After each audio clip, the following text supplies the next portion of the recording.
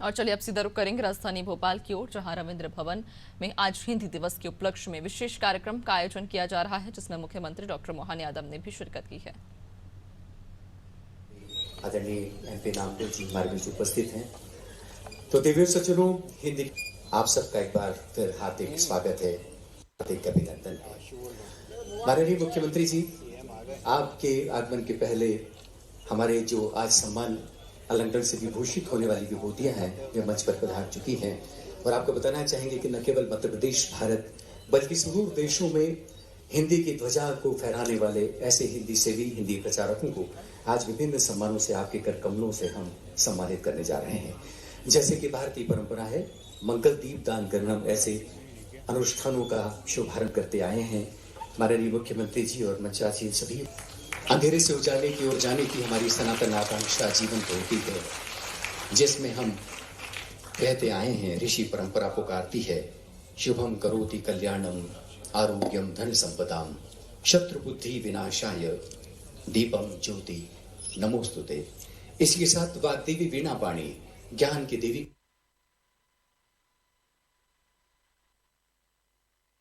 दीपक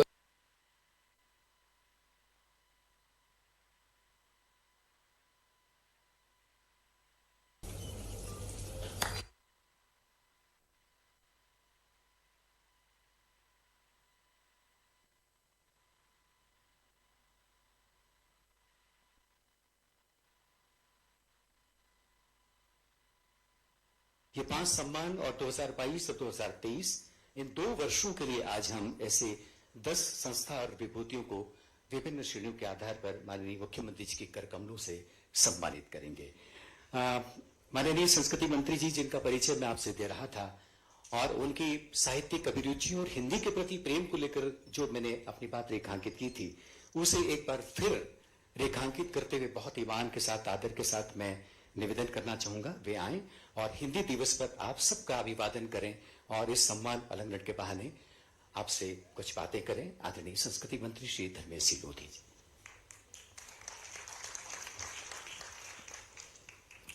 बोलिए भारत माता की। आज के इस गरिमामय कार्यक्रम में हमारे बीच उपस्थित प्रदेश के यशस्वी मुख्यमंत्री, हम सबके मार्गदर्शक आदरणीय डॉक्टर मोहन यादव जी, संस्कृति एवं पर्यटन विभाग के पीएस आदरणीय शिवशेखर शुक्ला जी, हमारे संस्कृति विभाग के एमडी नामदेव जी, और इस कार्यक्रम में उपस्थित सभी लेखकगण, जिनका राष्ट्रीय हिंदी भाषा सम्मान अलंकरण समारोह में जिनको सम्मान करने का काम किया जा रहा है, उपस्थित सभी लेखकगणों का मैं इस संस्कृति विभाग की ओर से बहुत बहुत स्वागत करता हूं, वंदन करता हूं, अभिनंदन करता हूं। और कार्यक्रम में उपस्थित सभी गणमान्य नागरिकगण, माताएं, बहनें जो इस कार्यक्रम में उपस्थित हैं, सभी का बहुत बहुत स्वागत है, वंदन है, अभिनंदन है।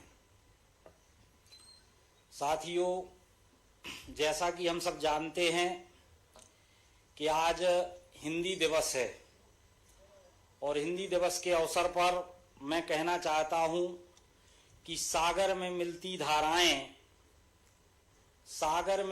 धाराएं हिंदी सबकी संगम है, शब्द नाद लिपि से भी आगे एक भरोसा अनुपम है। गंगा कावेरी की धारा साथ मिलाती हिंदी है, पूरब पश्चिम कमल पंखुरी सेतु बनाती हिंदी है। आज हिंदी दिवस के अवसर पर आप सबको मैं ढेरों शुभकामनाएं देता हूं, और मैं आपसे कहना चाहता हूं कि सोचो हिंदी, लिखो हिंदी, बोलो हिंदी और पढ़ो हिंदी। आज 14 सितंबर है और यह दिन हिंदी भाषा को समर्पित किया गया है।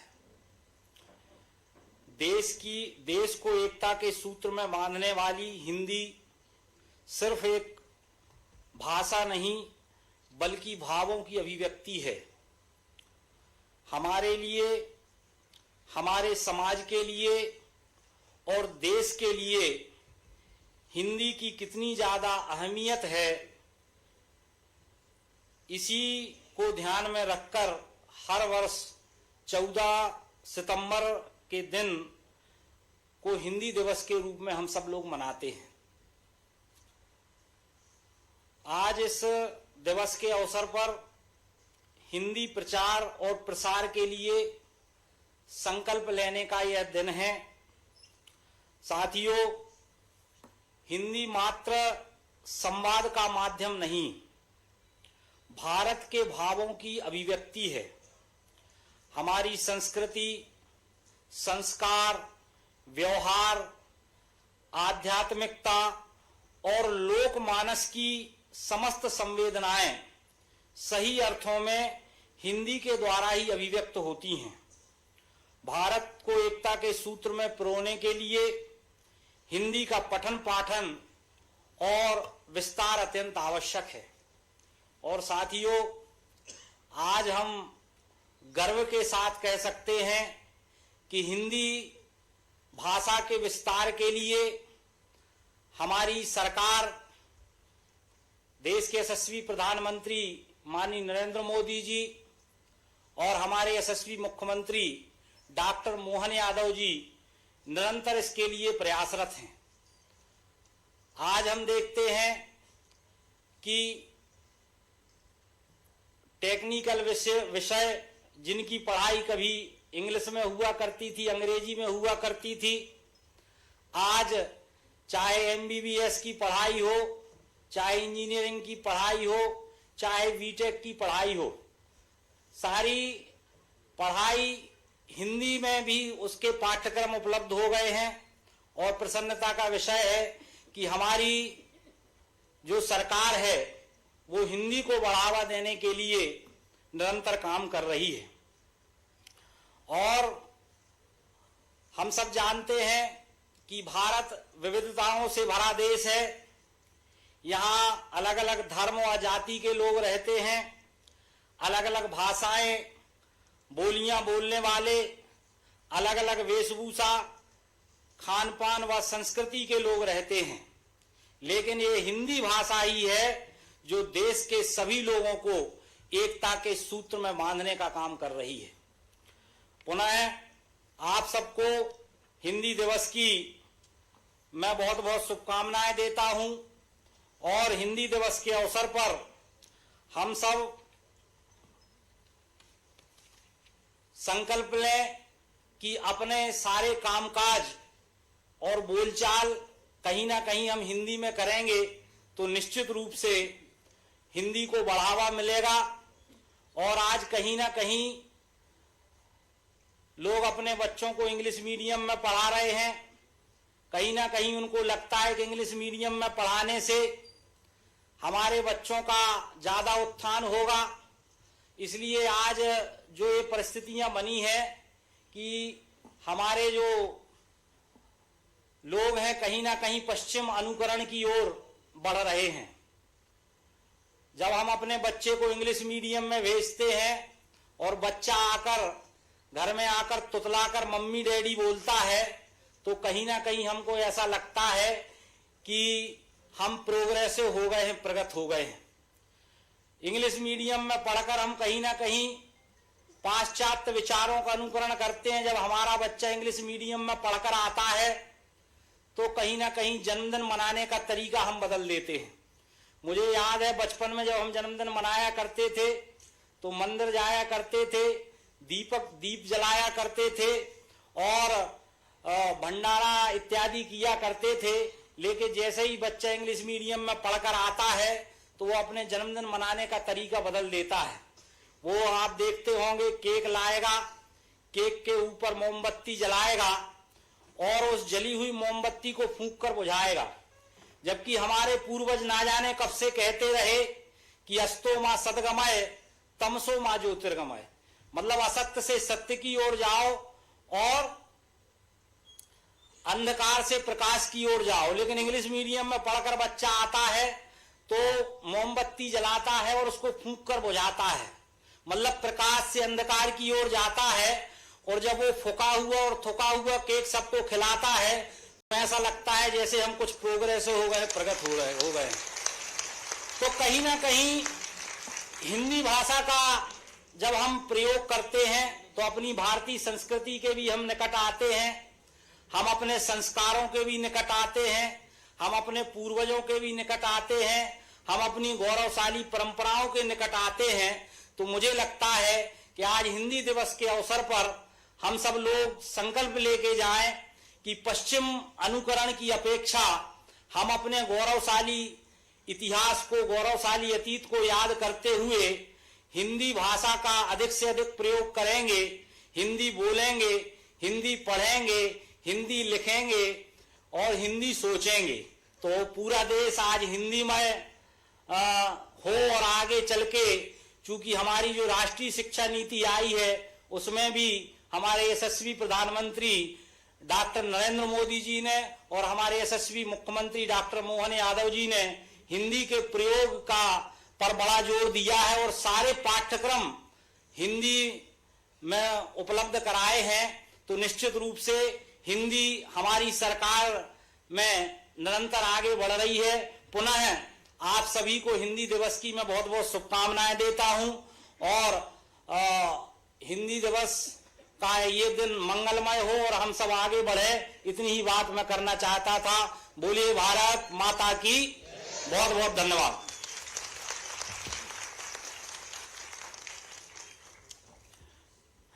बहुत धन्यवाद माननीय संस्कृति मंत्री जी। और अब हम शुरू करते हैं सम्मान अलंकरण का सिलसिला। हाँ, आदरणीय संचालक संस्कृति श्री एन.पी. नामदेव से हमारा निवेदन है विक्रमश सम्मान अलंकरण प्राप्त करने वाली विभूतियों के प्रशस्तियों का वाचन करें।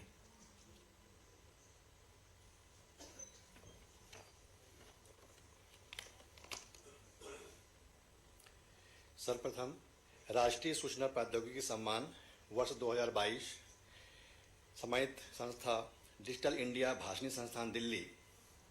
राष्ट्रीय सूचना प्रौद्योगिकी सम्मान वर्ष 2022, यह सम्मान प्रतिवर्ष Hindi software, search engine, web designing, digital भाषा प्रयोगशाला, programming, social media, digital audio, visual editing आदि में उत्कृष्ट कार्य करने के लिए दिया जाता है। चयन समिति द्वारा वर्ष 2022 के लिए डिजिटल इंडिया भाषणी संस्थान नई दिल्ली का मनोनयन किया गया है। अतएव मध्य शासन संस्था डिजिटल संस्थान भाषणी संस्थान नई दिल्ली की प्राविधिक सशक्तिकरण के साथ ही आंगलिक पटल में वेबसाइट निर्माण एवं वेब दुनिया के माध्यम से हिंदी को लोकव्यापी करने और उसकी संभावना के क्षेत्र में विस्तार हेतु स्थापित राष्ट्रीय सूचना प्रौद्योगिकी सम्मान 2022 से सादर विभूषित करता है। डिजिटल इंडिया भाषणी संस्थान दिल्ली के सीईओ अमिताभ नाग जी।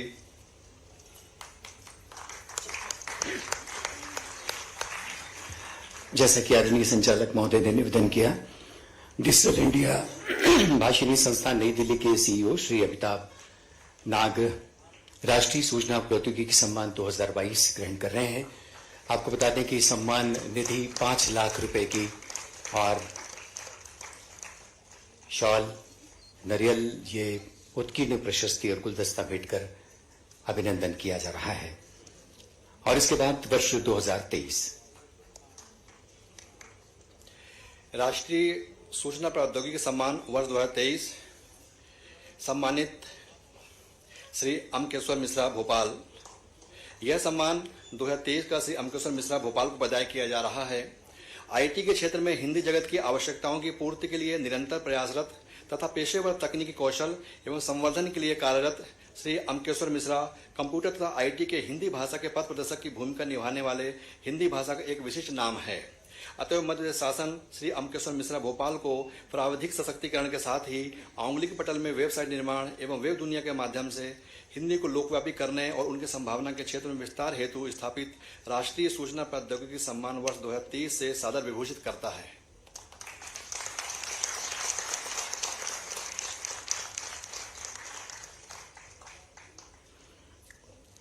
राष्ट्रीय सूचना प्रौद्योगिकी सम्मान वर्ष 2023 और ये सम्मान प्राप्त कर रहे हैं माननीय मुख्यमंत्री जी के हाथों माननीय संस्कृति मंत्री जी की उपस्थिति में श्री अमकेश्वर मिश्रा भोपाल। और उसके बाद राष्ट्रीय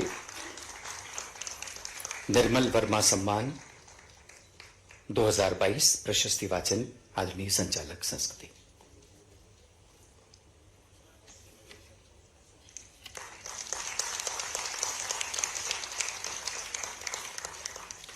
राष्ट्रीय निर्मल वर्मा सम्मान वर्ष 2022। यह सम्मान प्रतिवर्ष भारतीय अप्रवासी होकर विदेश में हिंदी के विकास में किए गए अमूल्य योगदान के लिए दिया जाता है। वर्ष 2022 का यह सम्मान सुविख्यात लेखिका डॉक्टर हंसादीप को दिए जाने की अनुशंसा चयन समिति द्वारा की गई है। डॉक्टर हंसादीप का जन्म मध्य प्रदेश के झाबुआ में हुआ है। आपने हिंदी विषय में पीएचडी की उपाधि प्राप्त की है। आप टोरंटो कनाडा में निवास करते हुए वहां हिंदी के विकास एवं समृद्धि में अपना अमूल्य योगदान दे रही हैं। आप लोक साहित्य के साथ ही उपन्यास एवं कहानियों के लेखन में निरंतर सजन सक्रिय हैं। अतः मध्य प्रदेश शासन डॉक्टर हंसादीप को विदेश में हिंदी भाषा के विकास, विस्तार और संवाद के लिए किए गए सार्थक एवं निरंतर प्रयत्नों हेतु अप्रवासी भारतीयों के लिए स्थापित राष्ट्रीय निर्मल वर्मा सम्मान वर्ष 2022 से सादर विभूषित करता है।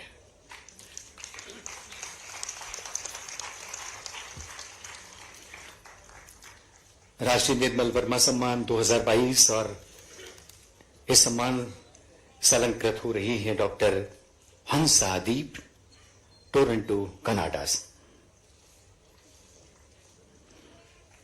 माननीय मुख्यमंत्री जी 5 लाख रुपए की सम्मान निधि, शॉल, श्रीफल, गुलदस्ता और उत्कीर्ण प्रशस्ति भेंट कर डॉक्टर हंसादीप को सम्मानित कर रहे हैं। और इसके बाद 2023 राष्ट्रीय निर्मल वर्मा सम्मान वर्ष 2023 सम्मानित doctor Anurag Sharma, Pennsylvania, America. वर्ष 2023 का प्रतिष्ठित सम्मान डॉक्टर अनुराग शर्मा को प्रदान किया जा रहा है। डॉक्टर अनुराग शर्मा एक लेखक, संपादक और विचारक हैं। आप पिट्सबर्ग, संयुक्त राज्य अमेरिका में निवास करते हुए हिंदी भाषा के विकास में अमूल्य योगदान दे रहे हैं।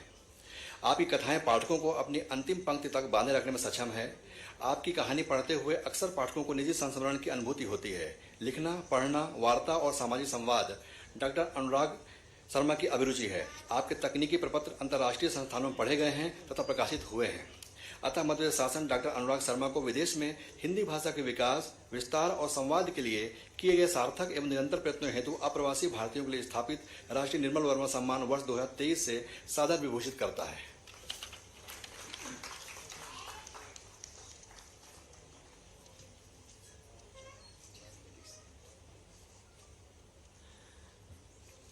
Doctor Anurag Sharma Pennsylvania, America से पधारे हैं और वहां रहकर सेतु जैसी महत्वपूर्ण पत्रिका का संपादन करते हैं। राष्ट्रीय निर्मल वर्मा सम्मान 2023 माननीय मुख्यमंत्री जी के हाथों प्राप्त कर रहे हैं। और उसके बाद राष्ट्रीय गुणाकर मूल्य सम्मान 2022। यह सम्मान प्रतिवर्ष हिंदी में वैज्ञानिक एवं तकनीकी लेखन के साथ ही पाठ्य पुस्तकों में लेखन के लिए दिया जाता है। वर्ष 2022 का यह सम्मान सुप्रतिष्ठित वैज्ञानिक एवं लेखक डॉक्टर कृष्ण कुमार मिश्र को प्रदान किया जा रहा है। आपने वर्ष 1987 में इलाहाबाद विश्वविद्यालय से एमएससी रसायन विज्ञान तथा वर्ष 92 में रसायन विज्ञान में पीएचडी की उपाधियां प्राप्त की हैं। आपका हिंदी में शैक्षिक एवं लोक उपयोगी वैज्ञानिक साहित्य के सृजन में उल्लेखनीय योगदान है। देश में वैज्ञानिक साक्षरता को बढ़ावा देना तथा विज्ञान लोक व्यापीकरण के लिए विगत 3 दशकों से निरंतर मौलिक लेखन के साथ साथ अनुवाद कार्य भी आपके महत्वपूर्ण कार्य हैं। आपकी अब तक विज्ञान संबंधी कुल 25 पुस्तकें तथा 300 से ज्यादा लेख प्रकाशित हो चुके हैं। अतएव मध्य प्रदेश शासन डॉक्टर कृष्ण कुमार मिश्र को वैज्ञानिक तथा प्रावधिक लेखन में हिंदी की उपयोगिता और उसकी व्यवहारिकी को प्रतिष्ठित करने के लिए स्थापित राष्ट्रीय गुणाकर मूल्य सम्मान वर्ष 2022 से सादर विभूषित करता है।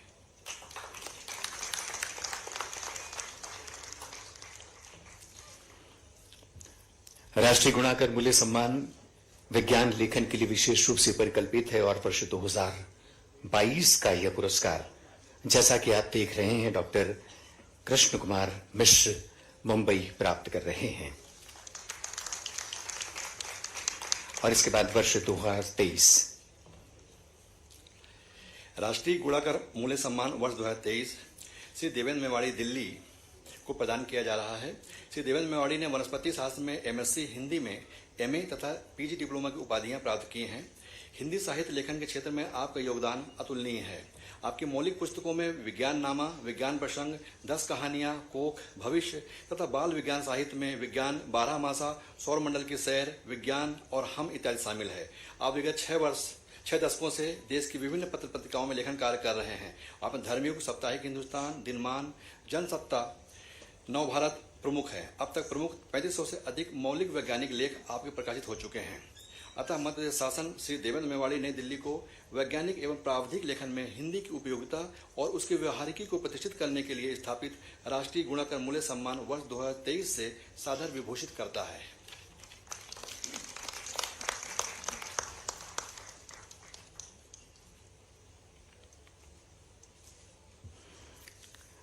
डॉक्टर देवेंद्र मेवाड़ी नई दिल्ली इस वक्त राष्ट्रीय गुणाकर मूल्य सम्मान वर्ष 2023 का प्राप्त कर रहे हैं।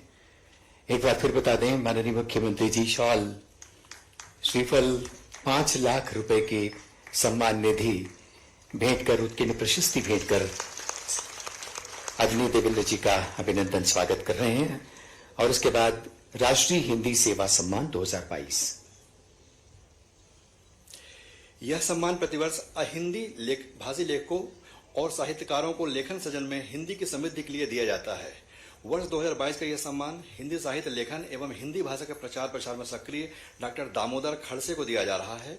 आपने हिंदी साहित्य पर 5 शोध कार्य, PhD तथा उपन्यासों, कविताओं, कहानियों पर 3 MPhil संपन्न हो चुके हैं। आपके विभिन्न कथा संग्रह, उपन्यास एवं कविता संग्रह प्रकाशित हो चुके हैं। आपके द्वारा अनुदित पुस्तकों में अछूत, रामनगरी, कालचक्र, पराया, भूले बिसरे दिन, ऐसे लोग, ऐसी बातें, 12 मास, मन सर्जन, कमला इत्यादि शामिल हैं। अतः मध्य प्रदेश शासन डॉक्टर दामोदर खड़से को अहिंदी भाषी लेखन के क्षेत्र में हिंदी के समृद्ध विकास, योगदान एवं सराहनीय कार्यों के लिए स्थापित राष्ट्रीय हिंदी सेवा सम्मान वर्ष 2022 से सदर विभूषित करता है।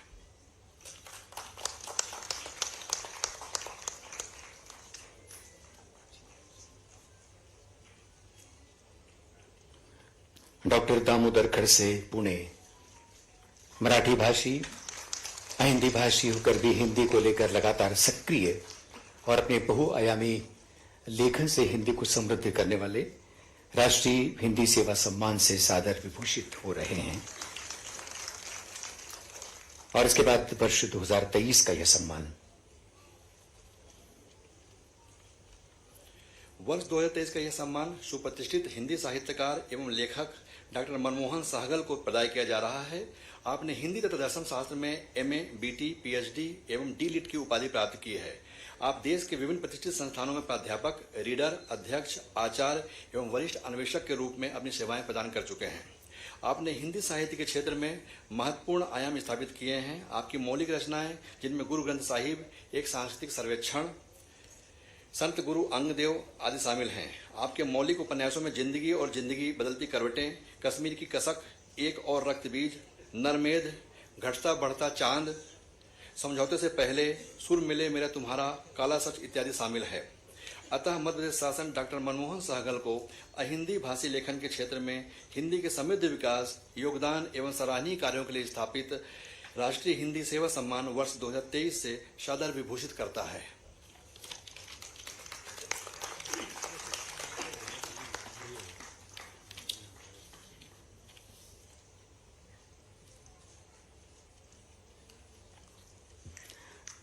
निश्चित रूप से ये बहुत ही गौरव के क्षण है जब उम्रदराज डॉक्टर मनमोहन सहगल पटियाला से चलकर हमारे हृदय प्रदेश की राजधानी में आयोजित इस अलंकरण समारोह की शोभा बन रहे हैं।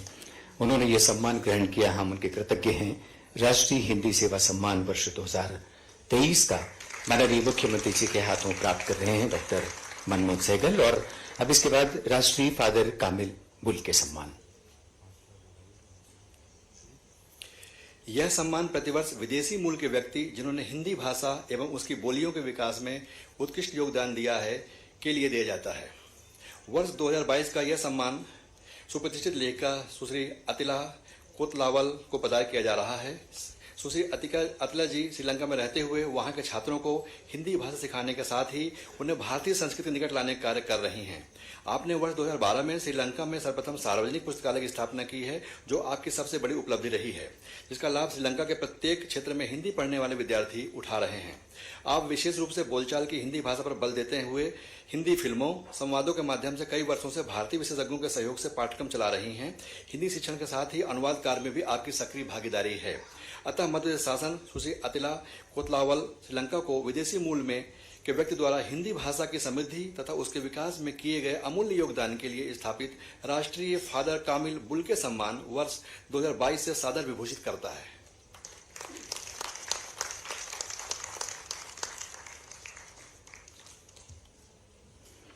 सुश्री अतिला कोतलावल श्रीलंका और वर्ष 2022 का राष्ट्रीय फादर कामिल बुल्के सम्मान प्राप्त कर रही है। श्रीलंका और भारत के सांस्कृतिक संबंध हम सबसे अछूते नहीं है। भाषा की संधि पर भी अतिला जब इस संस्कृति और इस अनुराग परस्परता को रेखांकित करती हैं तो हिंदी और समृद्ध होती दिखाई देती है। राष्ट्रीय फादर कामिल बुल्के सम्मान वर्ष 2023 का यह सम्मान हिंदी, संस्कृत और चेक भाषा की अध्येता और लेखिका सुश्री दामगार मार्कोवा को प्रदान किया जा रहा है। सुश्री मार्कोवा की प्रतिष्ठित हिंदी के साथ साथ संस्कृत भाषा में भी है। आप निरंतर चेक गणराज्य में रहते हुए हिंदी के विकास एवं उसकी समृद्धि में अपना निरंतर योगदान दे रही हैं। सुश्री दामगार अपनी अस्वस्थता के चलते आज इस कार्यक्रम में सम्मिलित नहीं हो पाई हैं, किंतु उन्होंने यह सम्मान प्राप्ति के लिए पत्रिका के संपादक सुश्री सुषमा शर्मा को अधिकृत किया है, जो आज हमारे बीच मौजूद हैं। हम उन्हें सादर आमंत्रित करते हैं कि वे वर्ष 2023 के राष्ट्रीय फादर कामिल बुल्के सम्मान से सम्मानित सुश्री दामगार मार्कोवा का यह सम्मान ग्रहण करें।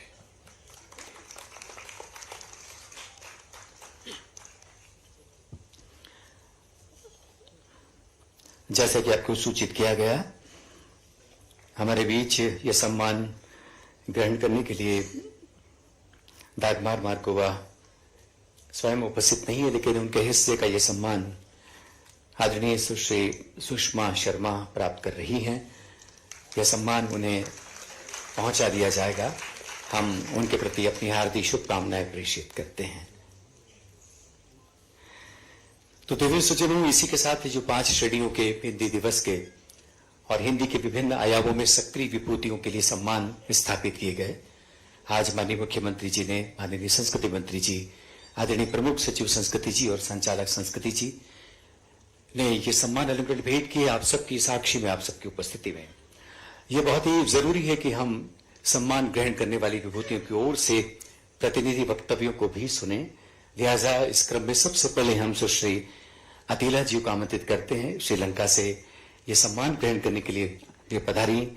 जैसा कि आपने देखा सुना, राष्ट्रीय फादर कामिल बुल्के सम्मान आदरणीय अतिला कोतलावल जी को प्रदान किया गया। उनसे निवेदन है संक्षिप्त में अपने उद्गार व्यक्त करें।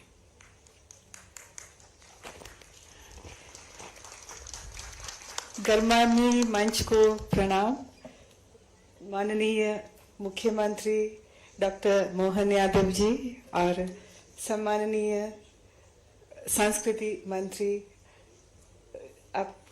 और मंचासीन सभी विद्वान गणों को और सम्मान से आज सम्मानित सभी विद्वानों से और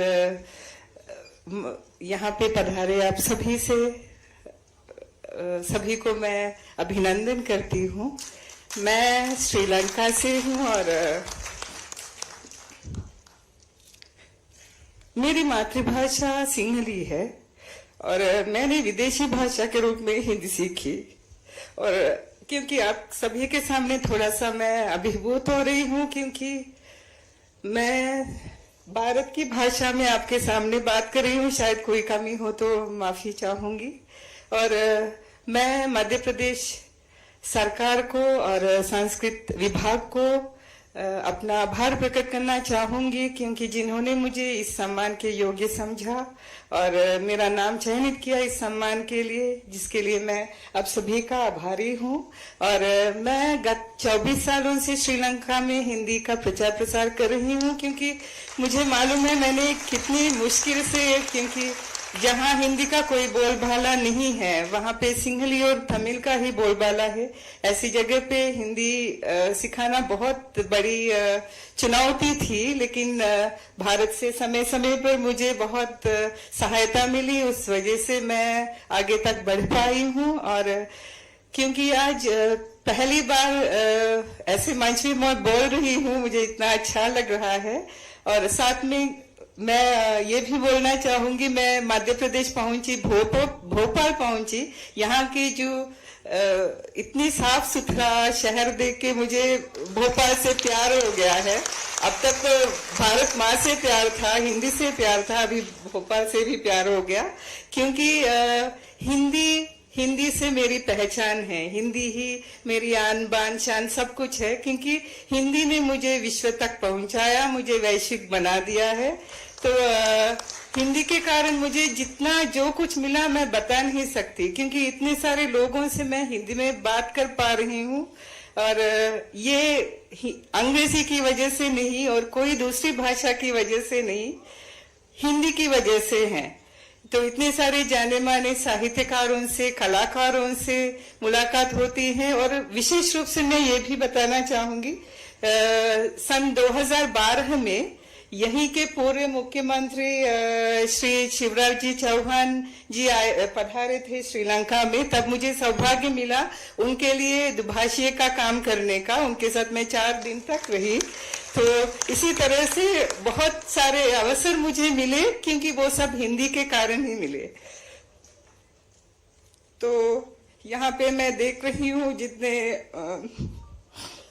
स्कूलों के जो बच्चे हैं, क्योंकि अक्सर मैं यहाँ आती हूँ, मैं सभी से हिंदी में बात करती हूँ।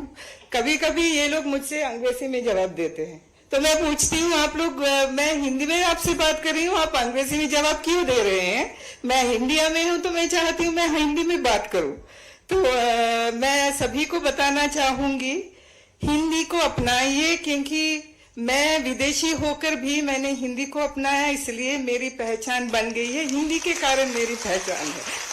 तो अंग्रेजी के पीछे मत भागिए, हिंदी को अपनाइए, तो हिंदी से ही आपकी पहचान बन सकती है, वैश्विक बन सकते हैं आप सब लोग। तो ये सूचना देना चाहूंगी मैं। और क्योंकि ये भी मैं बताना चाहूंगी, एक ना एक दिन इसी तरह से, क्योंकि आज माननीय मुख्यमंत्री जी से प्रत्यक्ष रूप से मुलाकात हुई, तो मुझे इतना अच्छा लग रहा है। तो मेरा सपना है एक ना एक दिन में इसी तरह से प्रत्यक्ष रूप से मुझे यहाँ भारत के मुख्यमंत्री हमारे शिशिर शेखर शुक्ला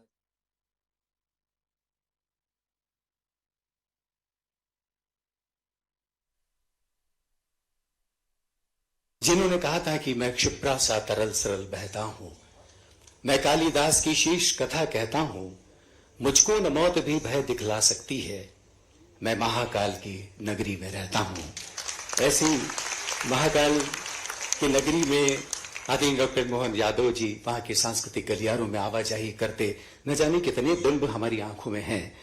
महाराजा विक्रमादित्य पर 9 संवत्सर पर जो बड़ा रंगभूमि का कार्यक्रम होता है, उसमें माननीय मुख्यमंत्री जी की उपस्थिति को हम अलग तरह से भी लक्ष्य करते रहे।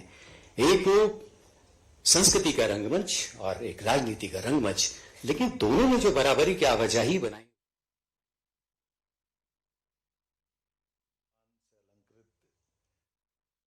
विभूतियां श्रीमान अमिताभ नाग जी, सीईओ डिजिटल इंडिया भाषिनी, श्रीमान अमकेश्वर मिश्रा जी भोपाल, श्री डॉक्टर कृष्ण मिश्र मुंबई, श्री देवेंद्र मेवाड़ी दिल्ली, डॉक्टर हंसा जी जिनने अभी अभी अपने अनुभव साझा किए, आप झाबुआ से हमारी राजदूत के नाते से टोरंटो में है, मैं आपका भी स्वागत करता हूं, अभिनंदन करता हूं। डॉक्टर अनुराग जी यूएसए से आप हमारे बीच में पधारे, आपका भी अभिनंदन। श्री दामोदर खड़से जी पुणे, श्री मनमोहन सहगल जी पटियाला, और अतिला जी वास्तव में आपने गजब किया, एक बार अभिनंदन अतिला कोतवाला जी।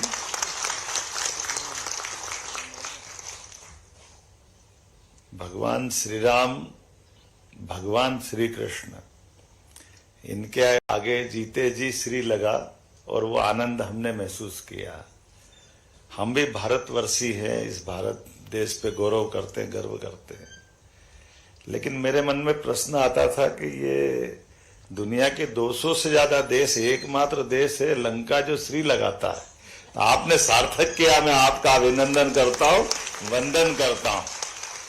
श्री की समृद्धि से आज परिचय हो रहा है, ये हमारा सौभाग्य है। भगवान राम ने 17 लाख साल पहले का वो पराक्रम, पुरुषार्थ और उस दौर के उस व्यवस्था के आधार पर भगवान राम का जीवन एक अलग प्रकार से जाना जाता, माना जाता है। और अतीत के इस कालक्रम में कई पीढ़ियां, कई हजारों लाखों साल के सफर के बाद भी ये कितना सुखद संयोग है।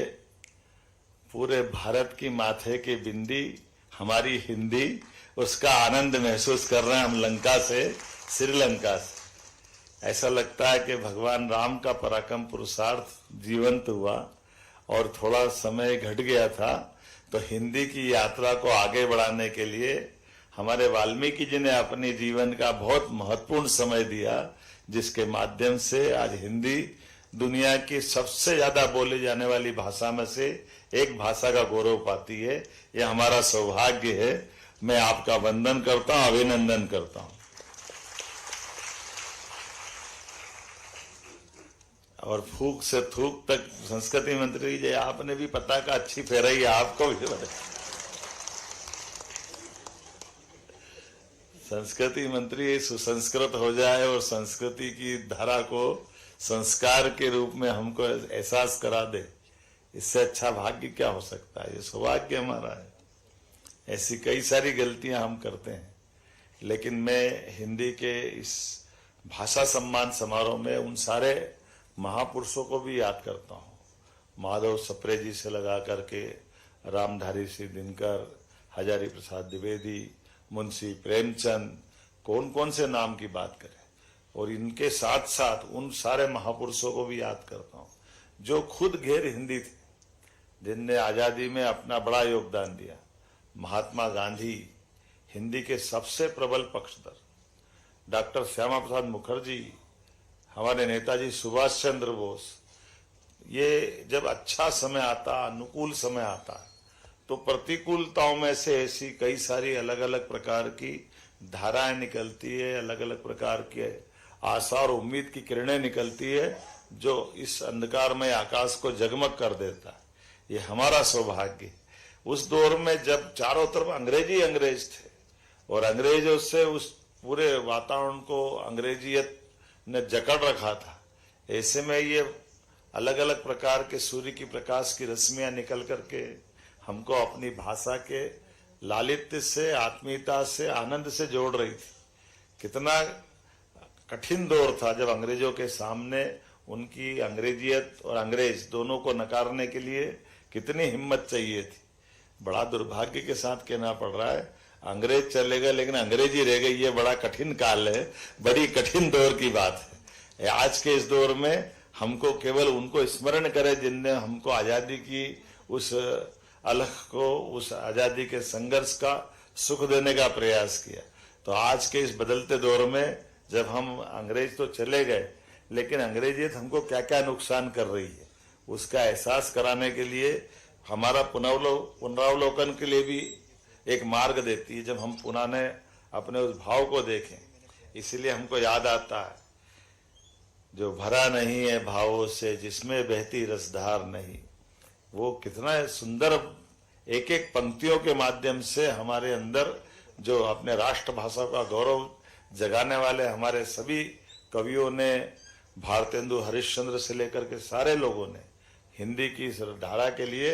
लेकिन मुझे और इस बात का आनंद आता है, आजादी के बाद भारत रत्न स्वर्गीय अटल बिहारी वाजपेयी जी का अभिनंदन करूंगा, जिनने संयुक्त राष्ट्र संघ के उस मंच पर हिंदी को गौरवान्वित करने का प्रयास किया। हमारे अपने राजनेता भी उस लाइन में उस भाव को पहली बार प्रकट करने का साहस उनने दुनिया के सामने दिखाया।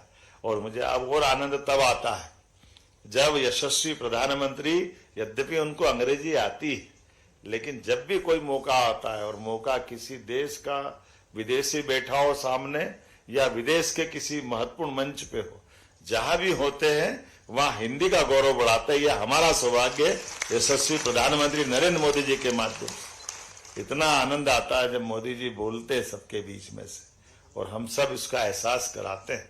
और इसमें वाकई हम सबका, इस पूरे देशवासियों का ये गौरव और गर्व की बात भी है। और अभी काल के प्रवाह में और उनके जो निर्णय हैं, उन निर्णयों से हम और गौरवान्वित होना चाहेंगे। हमारे यहाँ भाषा का, बोली का, ये हमारे लिए काल के प्रवाह में अतीत की बातें हो गई। जब लड़ाने की बातें थी, हमारे एक राज्य से दूसरे राज्य को भाषा, बोली, लिपि के आधार पर लड़ाते थे। लेकिन माननीय मोदी जी ने 2020 में जैसे राष्ट्रीय शिक्षा नीति लागू की और कहा कि हर भाषा, भाषाओं का गुलदस्ता है भारत, लेकिन इन भाषाओं की अगर आधार कड़ी कोई है, सेतु कोई है, तो वो हिंदी है। लेकिन उसका राजनीतिक दृष्टि से लोग उपयोग करके लड़ाने का काम करते थे। ऐसे में हमारी सिंहल प्रदेश की बहन ने आकर के हमारे अपने पुराने उस चेन्नई और जिसको नाम क्या क्या देते हैं, और सबको संदेश दिया है। और आज माननीय मोदी जी के माध्यम से हमारी सभी प्रकार की तकनीकी शिक्षा है। कैसे आश्चर्य लगता है, क्या क्या तर्क देते थे लोग, पता नहीं परमात्मा उस मार्ग में बाधा बनते थे। क्या कहते थे, बिना अंग्रेजी डॉक्टर कैसे बन सकता है, इंजीनियर कैसे बन सकता है। अरे वो ये बात छिपा जाते कि जापान वाले के यहाँ कोई डॉक्टर नहीं है क्या, चाइना में कोई इंजीनियर नहीं है क्या, फ्रांस में कोई इंजीनियर डॉक्टर नहीं है क्या। तकनीकी रूप से छोड़ो, वैज्ञानिक भी उनके बड़े बड़े नाम लेते थे, और वो आज भी है। जर्मनी के सब भाषाओं के लोग आगे बढ़े। अगर नहीं बढ़ पाए तो केवल अपनी योग्यता से कोई नहीं बढ़ता। भाषा का तो अपना व्यक्ति के जन्म के साथ उसका लालित्य, उसके बलबूते पर उसकी अपनी दिमाग की कोशिकाएं अपनी यात्रा तय करती। ऐसे में स्वभाषा का जो स्वाभिमान होना चाहिए, उसका एहसास होते हुए आज के इस दौर में सभी भाषाओं के बीच से हिंदी ने एक बड़ी अपनी कठिन लेकिन सुगमता के साथ ही जो यात्रा निकाली। मूलतः तो हिंदी शब्द भी हमारा नहीं, हिंदी तो फारसी शब्द सिंधु से बना हुआ हिंदू, और हिंदू से हिंदी। अभी ये कठिनाई हो जाती है कि जब अपन ये हिंदू बोलते हैं तो हिंदू से लोग पता नहीं क्या क्या जोड़ते हैं। लेकिन हिंदू का मतलब ही है कि हमारी सिंधु नदी के इधर वाला पूरा भाग, यहाँ के निवासी, जैसे अमेरिका में रहने वाला अमेरिकन, रूस में रहने वाला रशियन, ऐसे अपना सिंधु नदी का इधर का भाग वाला हिंदुस्तान में रहने वाला है कि नहीं है। उसके भाव को सब, पूजा पद्धति अलग अलग हो सकती, लेकिन उसी प्रकार से हिंदी के प्रति भी ये जो वर्तमान का दौर चल रहा है, एक तरह से हम निश्चित रूप से कह सकते हैं, मुझे इस बात का गर्व है कि मध्य प्रदेश सरकार से अब डॉक्टर, इंजीनियर, MBA सभी प्रकार के कोर्स में हिंदी में पढ़ के निकलेंगे, और अपनी इस यात्रा के माध्यम से इस बात को रेखांकित करेंगे। कोई जरूरी नहीं कि अंग्रेजी आपके पास आती तो आप डॉक्टर बनते हो, इंजीनियर बनते हो। आप अपनी स्वभाषा से आगे बढ़ते हो। और मैं इस बात के लिए आज के संस्कृति मंत्रालय को बधाई देना चाहूंगा, जिन्होंने ये आज अलग अलग प्रकार से और एक परंपरा भी बनाई। पुराने अभी 22, 23, 24 और एक आध कोई उससे भी पुराना कोई पुरस्कार आपने दिया है, तो मैं बधाई देना चाहूंगा। हर वर्ष के पुरस्कार उस वर्ष दो, वो आनंद अलग रहता है। हम सब उम्मीद करेंगे संस्कृति मंत्रालय ने जो अच्छा काम किया है, मैं वो पहले बधाई दूंगा, और आगे से हर वर्ष के जिस वर्ष के पुरस्कार उस वर्ष में मिला करें। एक बार फिर आप सबका अभिनंदन।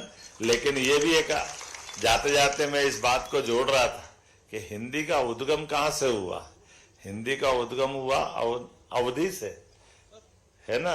आजकल गूगल महाराज तो वही बताते हैं, लेकिन हिंदी के लिए अपने इस देश का, मध्य प्रदेश से कोई विशेष आशीर्वाद है भगवान का। देश के उत्तर प्रदेश जैसे राज्य से खड़ी भाषा के रूप में हिंदी ने अपनी यात्रा की, लेकिन पूरे मध्य प्रदेश ने कितनी सुंदरता से उसको अपनाई। जैसे भगवान राम ने वनवास काल में कदम तो बढ़ाए अयोध्या से बाहर, लेकिन अपनाने वाला प्रदेश तो मध्य प्रदेश है, जहाँ चित्रकूट ने उनने पूरा अपना जीवन का वो महत्वपूर्ण समय निकाला, 11 वर्ष से ज्यादा समय का। इसी प्रकार से मध्य प्रदेश ने हिंदी को उत्तर दक्षिण पूर्व पश्चिम कोई जिला कोई हिस्सा नहीं बचा जहां हिंदी की भाषा बोलते ही, जब हम यहाँ बोलते तो एहसास नहीं होता, लेकिन हमारे ही लोग या हम में से जो कोई लोग हरियाणा में बोलते, पंजाब में बोलते, देश के बाकी राज्यों में बात करते, तो उनको लगता कि भाषा की सुंदरता इससे अच्छी कुछ हो नहीं सकती है। ये जो गौरव बनाए रखा मध्य प्रदेश ने, परमात्मा करे किसी की नजर नहीं लगे, हमारा ये विजय अभियान जारी रहे, पूरा देश हमारी तरह बोलने लगे, ये संकल्प के साथ एक बार फिर सबको बधाई देता हूं। बहुत बहुत धन्यवाद।